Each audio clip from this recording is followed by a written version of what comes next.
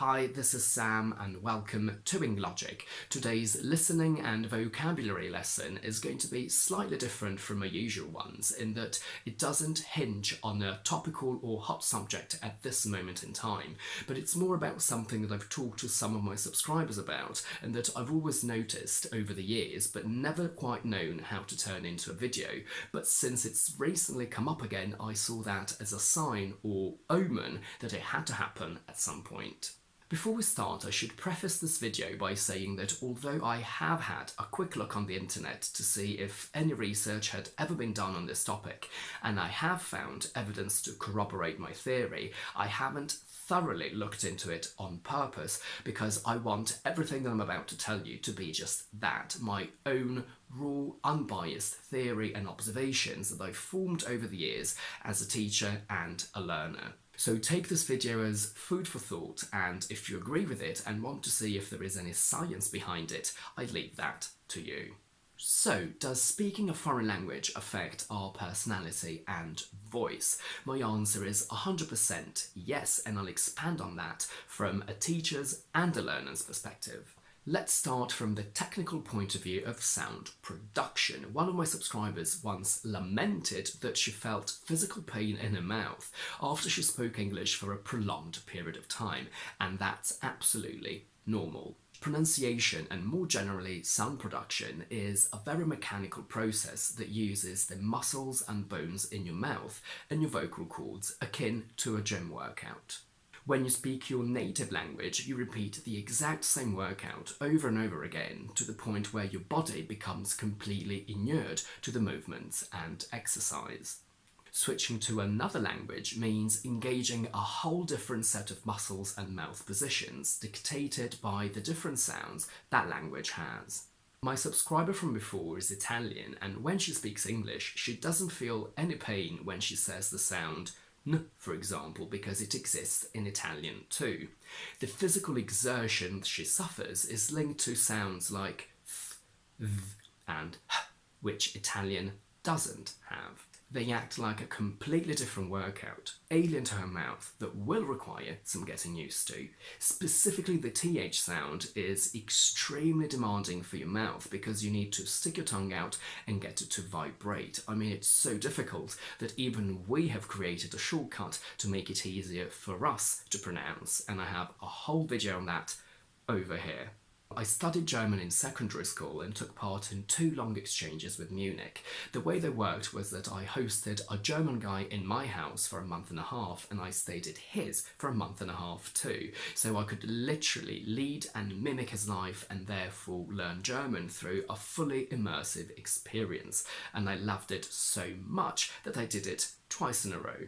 I spoke German 24/7, and I clearly remember going to bed one day and feeling like my throat was exhausted and I couldn't quite tell why. Then it hit me. German has the sound ch, which we don't have, so first, I wasn't used to it, and second, as a sound itself, it's very demanding on your mouth and throat. And I'm such a language geek that when I realised that my pain merely stemmed from me speaking German to an extent that my throat had never been exposed to before, I felt so happy and proud of myself because that meant that I was practicing German a lot, which is exactly why I was there. Similarly, when I was still trying to be an actor, I learned General American, and whilst in British we have the difference between a clear L and a dark L, on which you can find a whole video over here. In American, they only use the dark O, which puts a lot of strain on the back of your tongue here. I spoke American solidly 24/7 for a month and a half to master it as much as I could, and I still remember how much my tongue hurt from all that movement on the dark L that it wasn't used to because we don't use it as much in British. And since doing the dark L all the time was one of my biggest struggles with American, feeling that pain made me feel like I was doing it properly. Now, when I say pain, I don't mean searing, crippling pain. It's more a kind of discomfort brought on by tiredness and overuse. Different languages have different pitches, and some are naturally louder than others, and that is reflected in the quality and sound of your voice when you speak a foreign language. However, I don't think that the difference in pitch and tone can only be attributed to a purely physical process, such as the basic sound production that we talked about earlier, because I think that there are a lot of psychological and emotional elements that come into play, because foreign languages do affect our personality as well. Also, I'd like to point out that, in my opinion, a change in tone and pitch, which is not related to emotions, so we're talking about a purely physical and technical change, really only happens when someone has great command of a foreign language. Not only that, but also when they try to and succeed in sounding fairly native. And this brings me to what I referred to earlier as the event that nudged me towards making this video. And just to clarify what I'm about to say, this is what happens to me personally, but it does not mean it happens to everyone. Depending on how long you've been following my channel for, you may or may not know that my first language is technically Italian. I was born and raised in the north of Italy and moved here when I was 18, and that's why I often use Italian as a comparison to English, especially when it comes to grammar. I've recently released a video on the subjunctive over here, where I show how much easier the English subjunctive is compared to the Italian one. And whilst I use a lot of written Italian for my slides, I basically never speak Italian in my videos, and that's what one of my subscribers picked up on about the subjunctive, as he told me that he was hoping he would finally hear me utter a couple of words in Italian, which I didn't. And in my specific case, this is where emotions and an objective technical difference between languages coalesce into an all-encompassing change in someone's personality. To all the Italians watching this video, please don't hate me, but the reason why I don't speak a single word of Italian in my videos is that I don't actually like it. I know it sounds weird because it's my mother tongue at the end of the day, but it's just the way it is. When I say I'm a language geek, I really do mean it. When I speak a foreign language, my brain is almost chemically satisfied and it makes me genuinely happy. I'm fascinated by the fact that I can manipulate sounds that don't even exist in my language into words which are just combinations of sounds that ultimately mean nothing to my brain, but that a native speaker of that language understands. And that's what brings me mental ecstasy. I love English so much that I've dedicated my whole life to hardwiring it into my brain as if it were my first language. I love the logic of English, its immediacy, its mathematical cleverness, and I've worked on it so much and so hard that I do consider it to have become my first language too, like a second first language. And for me, it's much easier to express myself in English than in Italian, not only in terms of words and thoughts, but also in terms of getting my personality across.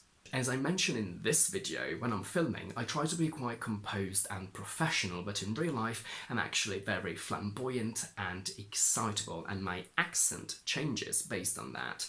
I play a lot with intonation, especially when I perform, and I am, feel, and sound lively.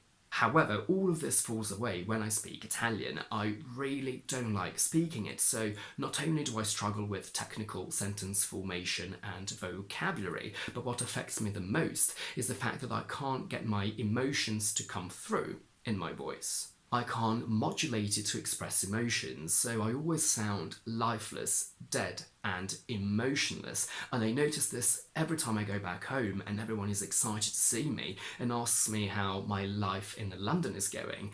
And through my voice, I can't express happiness. I just sound like a snarling dog. Like that. I basically sound like, yes, it's great, I'm really happy in London, because I can't express any emotions through Italian, and I feel really rude because in my head I sound like I don't want to talk to these people, but that's not the case at all. It's just how my body and emotions react to having to speak Italian. It does get better with time because the longer I'm there, the more comfortable I become.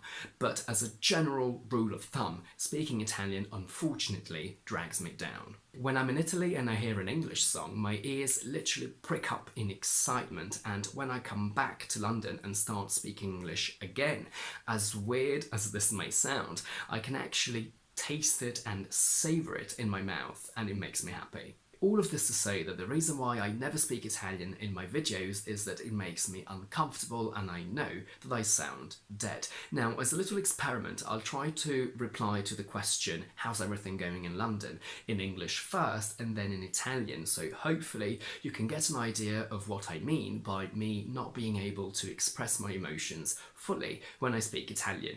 So in English, I would say everything's going really well, my channel is finally starting to pay off, and I'm doing more shows and more important shows, so it's been a very positive couple of months.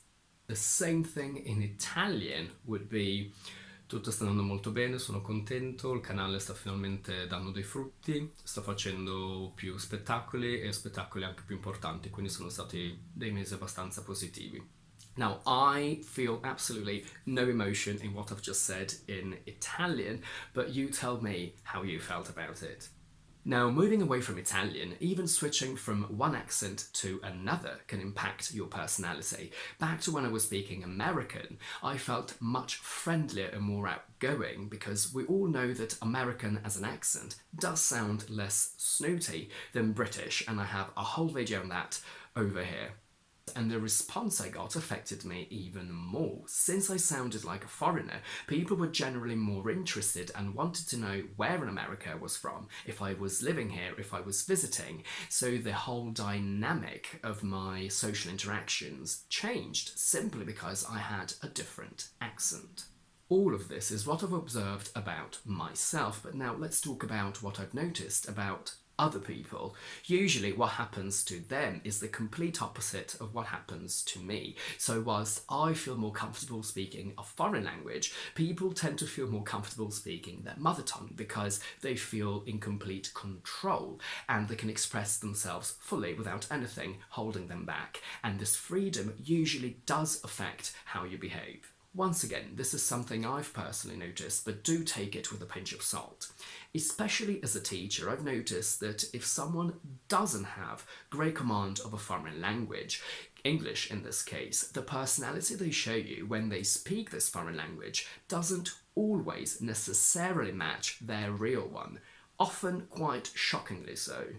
In my experience, uncomfortable speakers of a foreign language fall into two categories: those that react by shutting themselves off completely and becoming very shy and visibly not at ease because they know they're not in control of what's happening, and those that become extremely friendly and polite to make up for this lack of control.